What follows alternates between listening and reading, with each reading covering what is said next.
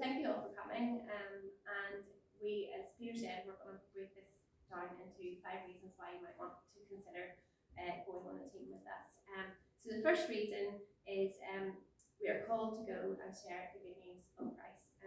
And when we think of our call to go, we firstly need to take a step back and think about who we are in Christ and what we are in Christ. And this therefore sets our motivations for how we live and move around in our daily life. And that inheritance and blessing of being in his kingdom and living as his sons and daughters is part of why we're privileged, but also are called to be his ambassadors in this world. So I'm sure you all know the verse in 2 Corinthians 5:20 where it talks about we are therefore Christ's ambassadors, as though God were making his appeal through us. And just our lives should be lived as ambassadors of Christ, revealing his glory and message of hope to the world.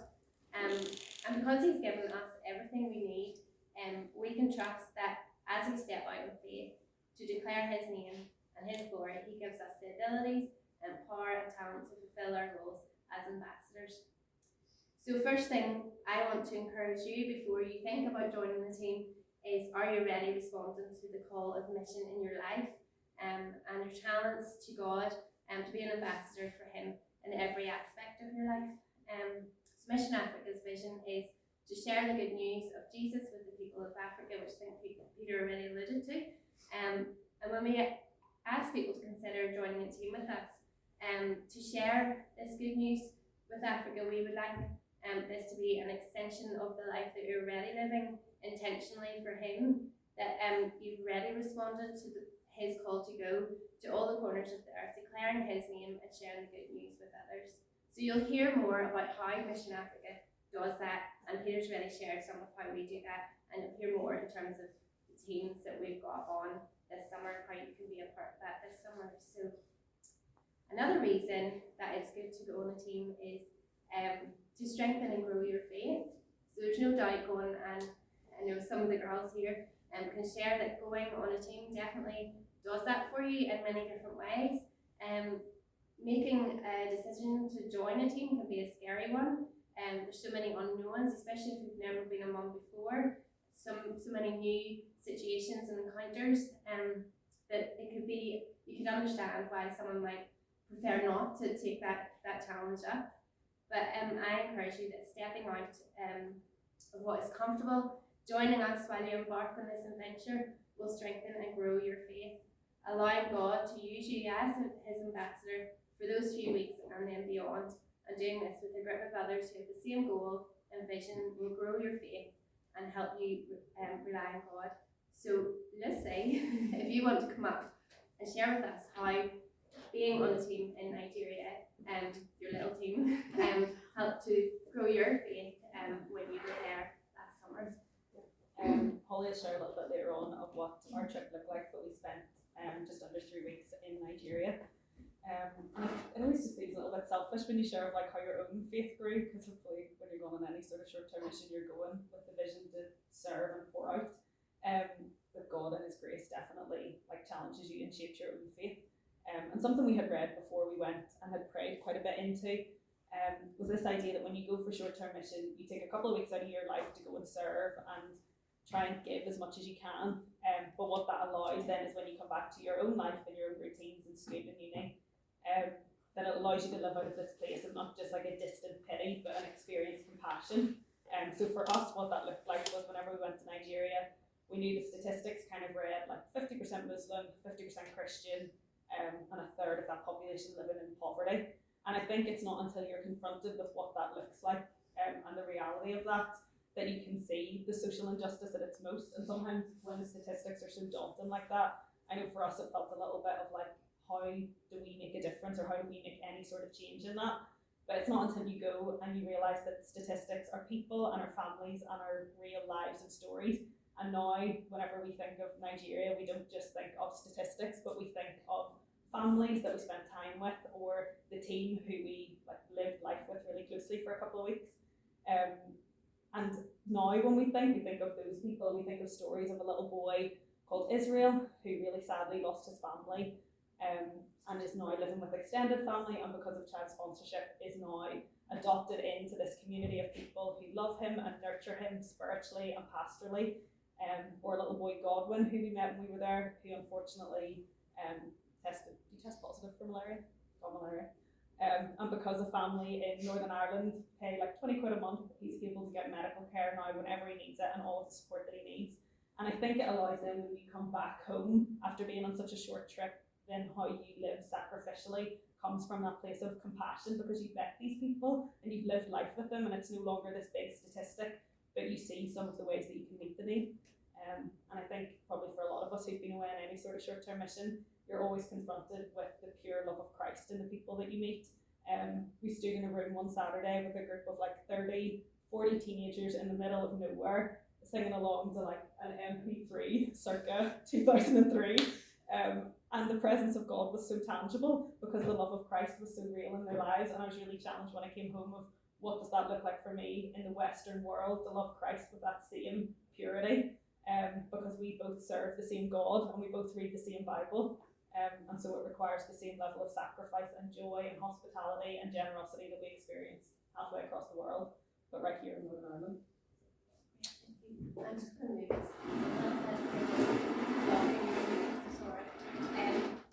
So the next reason, you can't see that one, is to go on a team is building relationships out there and with your team. And I can honestly say, as you've already heard, I was trying to keep it a secret of how long I've worked at Mission Africa for, but they let the cat out of the bag.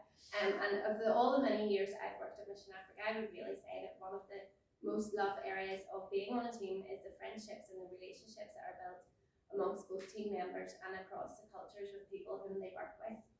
So getting to know another culture and how they worship and serve God can really be inspiring, and all the work that we do through partnerships and organisations, we work through different partnerships and organisations and churches on the ground. So these partnerships allow us to work alongside them, and they have a great appreciation for the work that we do with them, and equally we obviously value what they show us, and so many of our team members talk about the people they meet out there and how much they learn from them. They thought they were going to go and serve, and they've come back with a full heart, having learned from the people out there. So I would definitely say that's one of the key things people come home saying. So the fourth one is, yes, so I think especially for someone who's never really been overseas or served on a team overseas, being on a shorter term team or a short term program can give you insight into longer term opportunities and stuff like that. So there's often many preconceived ideas about what mission looks like on the ground. You'll see our brochures, you'll maybe watch our videos, and just as Lucy was saying, you'll have all these ideas of what it's going to be like. But when you're actually there, you realise that there's a whole other angle to things, and it gives you a fuller understanding of what it's like to be involved in mission in Africa. And I think by experiencing that firsthand. So even though your team time is quite short in its time, it does give you insight into how missionaries live, local churches serve, and the ministries that people are involved in. It shows you their daily routines, including all their challenges and all their joys. And it's a great way to see where the areas of need are, where your skills could be used and matched with long-term opportunities, and where God might be leading you in the future. So I would say, to keep an open heart, as well. You might be thinking, I'm going for a couple of weeks in the summer, and God might have a whole plan of you going there longer in the long term, but I think it's just keeping an open mind. And number 5, so church engagement. As I've said, partnership on the ground is really important to us. We couldn't really be there without the partners that we have in different places. We in Nigeria we partner with the UEC, United Evangelical Church, which is where our mission sort of was formed out of the Kwaigo Church. So we couldn't do what we do without those partnerships. In Kenya, it's the PCEI, Presbyterian Church of East Africa, and in Chad and Burkina Faso, we have our partners there, as well as other organisations that we partner with. And it would kind of be remiss of us to skip past these far-reaching and already established churches and organisations to just go and do your own work. Churches we work with understand the culture, governance and politics of the society that it works within, and therefore instead of us establishing our own path, we can work with people who already understand and are already engaging with the culture that's there.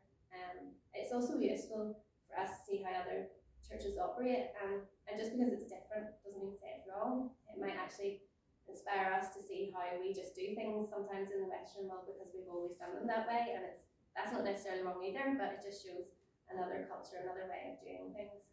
And then finally, I think it's important for us to understand how God views his church, and we might think, whether these people are poor or have a bit of what we would see as a backward society, fewer in number, maybe they're poorly taught.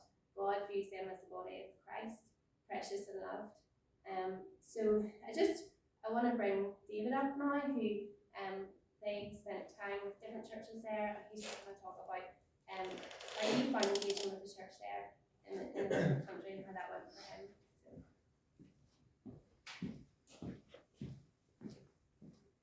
Hello, my name's David, and I was out in the Kenya team. We were out for 3 weeks in the summer there. I think, definitely one of the biggest highlights for me was actually joining in one of the churches rather than one of the homes. I think it was something so special, and sort of getting involved in their congregation and their young adults and their children and their youth and everything that involved. So we partnered with a church called Grace Point.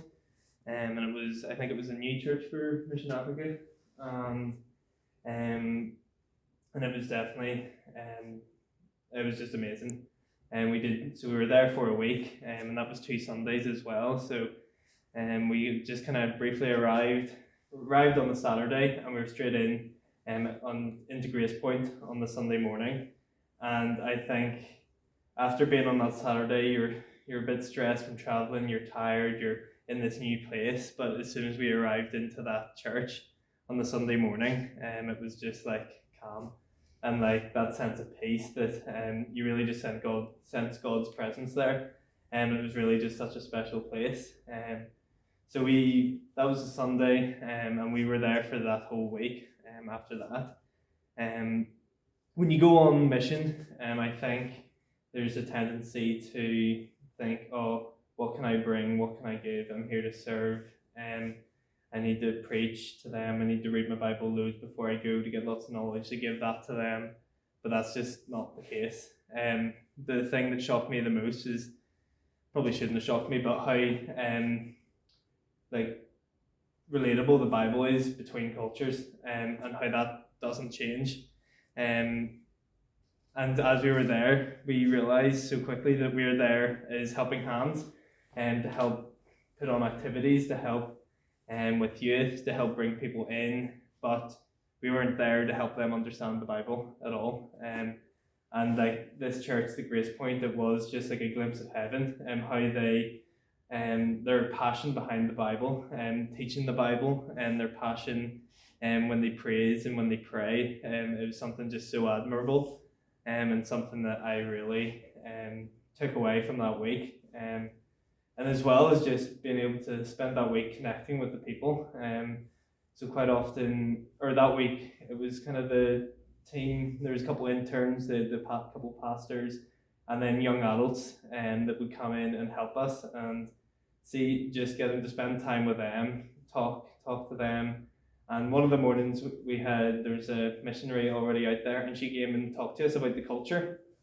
And that just really broke down so many bridges, and that was at the start of the week. So then for the rest of the week, those bridges had already been broken down, and it meant that we could really connect on a more personal level and make those relationships and those conversations between us, even as we're leading the kids, as we're painting walls.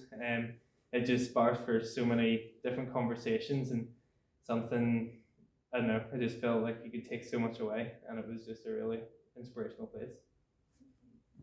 So that's your kind of big five reasons. So it's really just a snippet. There's so much more to say, and if you want to ask us more questions, we're going to be here afterwards. And I think So hello, my name is Catherine and I'm work for Mission Africa as the Child Sponsorship Coordinator, but I was also out on the team in Kenya this summer past. So I'm here to chat a bit about the teams we have this summer. I want to draw your attention to this lovely brochure that Naomi made. So it has information, basically everything I'm going to share with you now. But feel free to take one of these home. It has everything we're going to say in it, and some lovely photos as well. So the first team we have headlight this summer is the Kenya sports team. If you can put up this slide there, Peter, for the Kenya sports team. So it will be headlight on the 22nd of July. So this team will be working alongside Ambassadors Football Kenya, who use sports as a means of sharing the good news. So last summer, our team worked with Ambassadors for a day or two. A day or two. We kind of just got a glimpse of what they do, because we were on a more general team than a sports team. But we partnered alongside Ambassadors for 2 days, and we got to see some of the projects that they're involved with. And it was very much a partnership. We were going to help serve them in the places that they'd already established themselves in. So we went to a home called Raha, which was a boys' home, which was amazing. Sports ministry just really helps you connect with the kids, especially boys, just trying to connect and build relationships with them, to start conversations, and it gives you an opportunity to first play sports, get to know the kids, and then share the gospel with them. And I think our team would say that was a real highlight, working with Ambassadors. So we're really excited to send out the sports team this year. I also would like to note that I think David, by a long shot, was maybe the only sporty one on our team. No offense, Bethany or me, but we loved it anyway. Like, we got stuck in. Some of the days you're playing football with like 5 or 6 year olds, and that is very much my level of sport. So if you're thinking about a sports team, do not worry if you are not Ronaldo. And there's so many different sports. We were doing parachute games and everything with them. So that's a bit about the sports team. It's from there's some photos from Raha where we were. This was like the boys' home in the background here, and then they had this class playing the greenery outside, so we were playing football there. And that was an older group we were with, a bit more experienced in football, a bit more than us, but it was great to get to spend some time with them and younger adults. So yes, it's from the 22nd of July to the 12th of August. And the second team we're sending out is the Kenya team, which was slightly earlier, the 8th of July to the 29th of July. And this team will engage in a variety of ministries, reaching out to people of all ages and faiths. So this was the team that David was speaking a wee bit about. We were with Grace Point for a week, a church we were working with. And you just get the opportunity to dive into various ministries we do. So we were with Grace Point for a week. We were painting their Sunday school, we were taking part in their Sunday service, we were running kids programs, and it was just great to help them in what they're already doing. And they were so appreciative of the likes of us going to paint the Sunday school and all. I remember the pastor coming over to me and saying, we just wouldn't have been able to fund to have people come and paint those rooms. And he was also like, I didn't think you would be very good at it either. So we were pleasantly surprised as well, but it was great to do something practical as well, and that did give us a chance to get to know people, and really get growing connections, as David was chatting about. We really walked away from Grace Point friendships. And then we also worked in Karai, which is very much a partnership that we go to most years, which is an orphanage/school. So we're there for a week, kind of running like a holiday Bible club SISM type thing. So we were there for a week doing that, and then we were a few days up with Ambassadors, as I've already talked about, and then we were at the Old People's Home. So we've set up Mission Africa alongside the PCA out there, and set up the God of Hope for the Aged. And that was one ministry that I hadn't. When you think of going on missionary team, I never thought of working in Old People's Home in Africa, and it was something I was so nervous about. But I absolutely loved, and our team just loved spending time with the old people, and a lot of them have just been dropped off there and left by their families. So they're just so thankful for us to come in, and even though they don't really speak a lot of English, as opposed to the other places we were in, but we got to share the gospel with them, and we were doing like chair aerobics because they can't really move around too much to try and get them moving a wee bit, which was great crack, and we loved that. So you do, and we were at another church called Church of Torch as well as Grace Point. So you get a whole variety in the Kenya team just to see the different ministries we have going on, and to use everyone has skills and talents that they can use on that team, and I would encourage anyone who would like to go. And yes, and lastly we have our Nigeria team. So there's a few videos up there. I will play that at the end. We've had one of those days where when you come early and you check everything and it all works, and the sound and the video and the visuals, and then you go to play it when everyone's here and nothing works. So we'll maybe have that on in the background in the end if we can get the volume up, and if not, we'll just play it. So it was a really good video put together by David of our team in Kenya to give you an idea of what that looks like.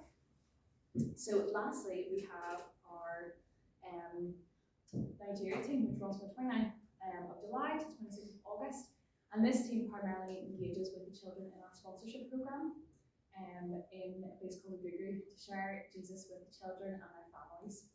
And whilst I help run the sponsorship program from the ground, I thought I would get Holly to come up and chat just a bit about what a team in Nigeria looks like. Because whilst I get to hear about it from here, there's nothing quite like hearing from someone who's actually been. So Holly, do you want to come and share a little bit about your time in Nigeria? Yeah, so there's loads that we got involved with in Nigeria. Not really to say about like a day in the life, but like every day is different. But I'll give you a wee run through. So we kind of would have woke up and then got ready for the day. Nigerians wake up at like 5 a.m, but thankfully we didn't have to.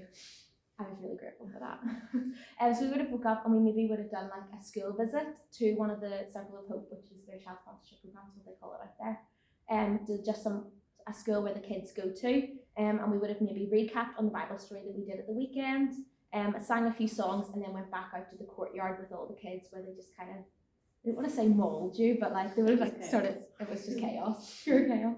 So we would have done that, and then if we were near our compound, we then would have just walked around the village.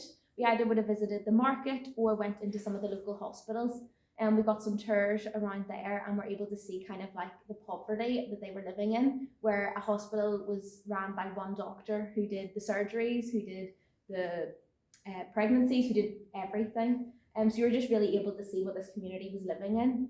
After that, we maybe would have headed back for some lunch, made by Becky, our lovely person. And then we would have maybe, the kids were always in our compound, there was like a little playground. So we would have maybe went out and hung out with them. At one stage we had brought our speaker out and had like a massive dance party outside to Waka Waka. After that, we got the opportunity to run a teenage girl program. Because we were a team of 3 that went out and we were all girls, they had offered us this, which was so lovely. It was a really lovely time to spend just time with the teenage girls, get to hear more about their story, even though they were quite hard shells to break at the start.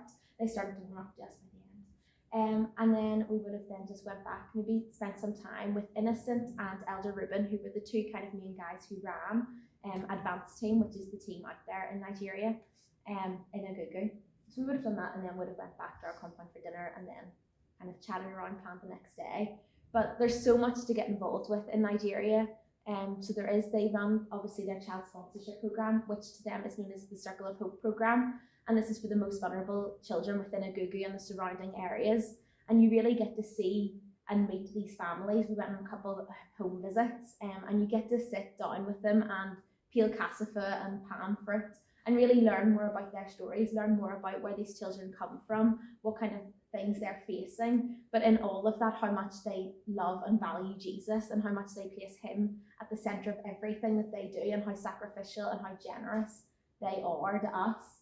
We also then spent some time in Holly Memorial Hospital, which funnily enough people kept asking me, did I own it? Because my name is Holly, but anyway. And there we were able to have a tour around the hospital, and we were able to pray with the staff and some of the patients as well. We ran a leprosy devotional, and that's how the hospital started. It started as a leprosy kind of ward and then grew from there. On site, they also have a primary school, a secondary school, and a nursing college. We were able to kind of do all of that. So Nigeria is just amazing and definitely holds a special place in the three of our hearts, and I would highly recommend going. Thank you so much, Ollie. Yeah, and we send teams of all sizes. Last year, our kind of team, or she said, we had about 8 to 10 people away with us at different times. And these three lovely ladies here, the three of them went to Nigeria together. So we send teams of all sizes. And yeah, thank you so much for sharing a bit about that.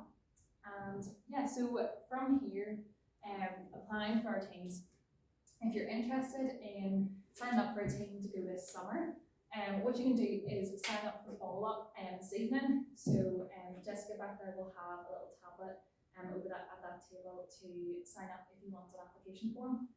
So we will, if you give us your email or contact details, we will send it out to you, and then you can apply for a team. Next will be completing the application form, and that involves getting references, etc. And once you're approved on a team, we will let you know as soon as that happens. And our closing date is the 31st, so you have to apply before then. Once we get everyone applied and checked out, then we'll have a team meetup on the 4th of April. So that will be so you can meet your other team members, so you can hear more about details such as vaccines and costs, how that's all going to work out. Although the cost for the teams are also in here, but how you pay those, or if you're looking for fundraising ideas, and just a real chance for fellowship with your team, to meet your team leader, and we're really looking forward to that evening. So yes, we are going to have a quick Q&A, and we'll give you a 10-minute break, and you can grab a donut, we'll get those out the back, and a cup of coffee or tea, whatever you'd like. We're going to use Slido. If you've used it before, just Google Slido, click on Slido, and enter the code Mission Africa, capital M, capital A, and you can just ask the question anonymously, and we will answer those when we get back. But hopefully that's given you a wee bit of a glimpse into what our teams look like and what Mission Africa is all about. And we really are, our heart is to share the good news of Jesus Christ.